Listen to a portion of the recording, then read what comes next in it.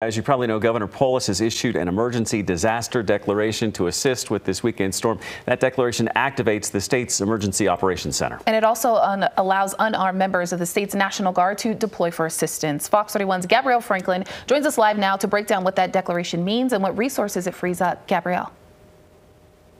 Hey there, Talia. We are 5 South, and we are indeed starting to see roads deteriorate in condition right now. So, of course, Governor Polis and other leaders across the state have been urging you to stay home and not drive if you can, and now we're starting to see why. Back to that executive order, the governor's executive action allows the state's Office of Emergency Management to activate the Emergency Operations Plan.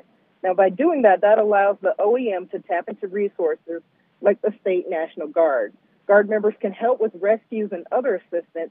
And we're told the OEM is almost fully activated today, just short of level 1, which is their most serious activation. The governor's office says all emergency partners and response coordinators are ready to support requests from county and city agencies. The state has crews pre-staged in high snow total areas, ready to help drivers if they have to be out on the road. Really, if you just look at the Colorado Department of Transportation roadmap, really any place that there's a lot of road closures, we already have resources out there pre-staged if needed for rescues. And then again, south of Colorado Springs to the state line, resources are down there as well.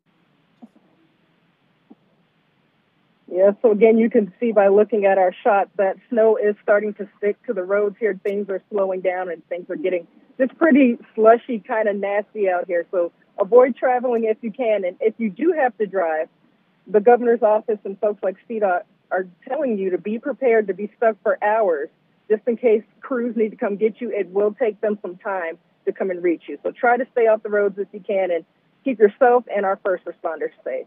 We'll send things back to you guys in the studio for now. Some good advice, Gabrielle. Thank you for that update.